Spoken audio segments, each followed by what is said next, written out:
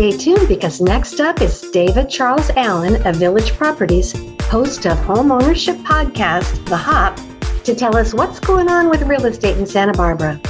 Welcome to The Hop. This is David Charles Allen, realtor at Village Properties in Santa Barbara, California, with my great friend and co-host, Patti Teal. How are you doing today, Patti? I'm doing wonderful. I'm doing wonderful too, David. Good to hear. Let's start off with how interest rates have performed. So they actually dropped down to 4.875 for 30-year fixed and 4.5% for a 30-year jumbo. Wow, I didn't think they were going to drop down at all. So what do I know? Right? That seems like a pretty significant change in the last 2 weeks. We're climbing almost to 6% and to drop back under 5%. Again, I don't think anyone really knows what's happening. Yeah, I think you're right there. And then skipped over the weather, but Santa Barbara is beautiful, scattered throughout the 70s, sunny skies. In terms of surf, this is kind of the time of year where you don't get much surf. So maybe there'll be something ahead, but doubtful. If you really want some surf, you're going to head down south when there's a south swell coming. Gotcha. And then in terms of how the statistics have performed, we had 40 new listings, 12 price changes, 36 that closed, 24 that went pending, 10 expired, and 5 coming soon. So again, large price changes, 12, and then almost at half in comparison to new listings and pending. So again, this is a huge change from what's been happening over the last couple of years. I've been hearing from my friends back in Santa Barbara, some of them in real estate or have houses on the market, is that things aren't selling quite as quickly. No, things definitely aren't selling quite as quickly. It's coming back down to people really taking time to consider what they're purchasing. And with the run we had, everyone that was wanting to buy and needed to get in probably already purchased by now. And now it's kind of at the point where the people left are the ones that have been trying for a couple years to get into something and haven't had any success. So in retrospect, they might be able to actually get into something now because there's not as much competition. But a lot of them kind of just said, I don't even want to buy a house right now anymore. We're going to wait it out to see how this all things turns out. So it's come down to a lot of demand or buyers getting out of the market. Yeah, I've heard that referred to as buyer fatigue. They just got so disappointed after losing out on so many offers. And it is very disappointing. Anyone who has ever bid on a house and dreams of living in it and then they don't get it, it is so very disappointing.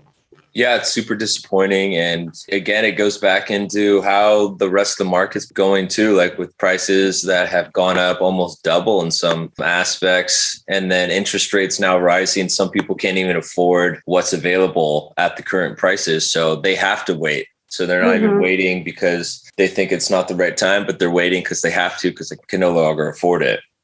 Right.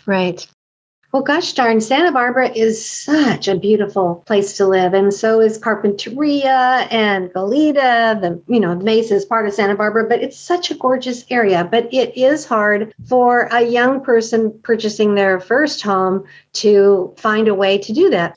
Yeah, it's definitely difficult. It just all depends, Right. Any questions of the day for me? I do have a question, David. I always have a question.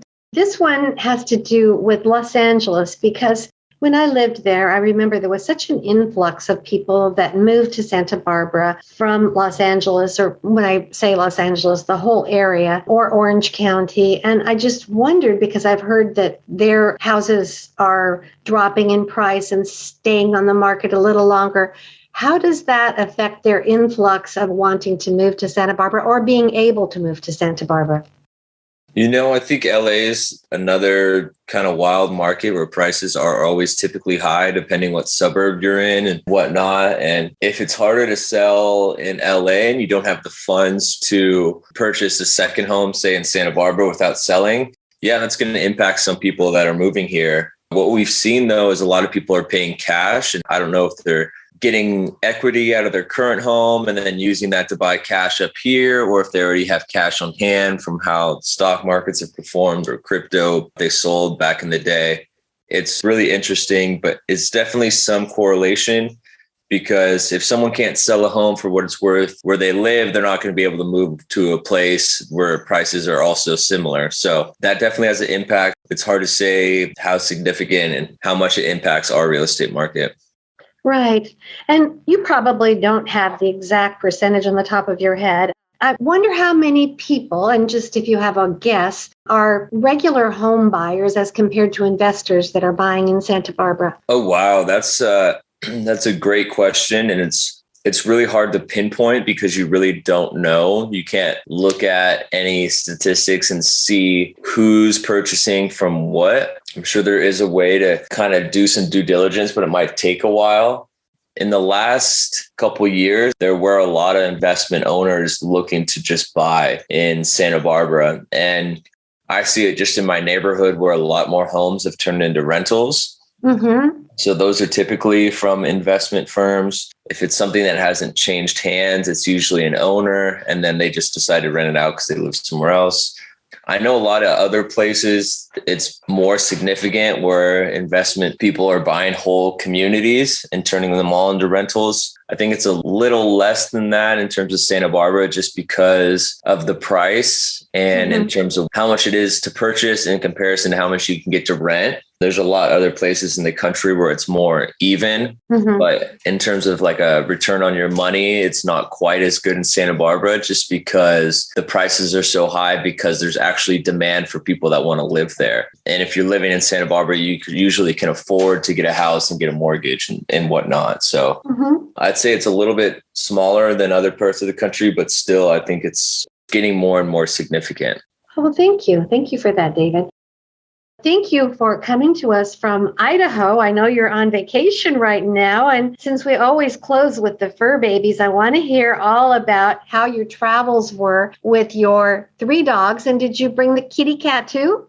Yeah, so we brought all 3 dogs and we brought the cat. So it went well. I think the first 30 minutes of every long drive, the cat would kind of freak out and just like don't know what's going on and just meow and pant. But then he settled in and he'd just like sleep on the dash the whole way. So it's pretty funny. We got like a hood ornament.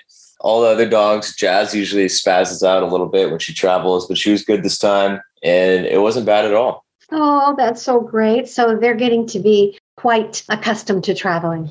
Yes, I think Mango's getting a little more and more used to it. So we'll see how that ends up. That's great.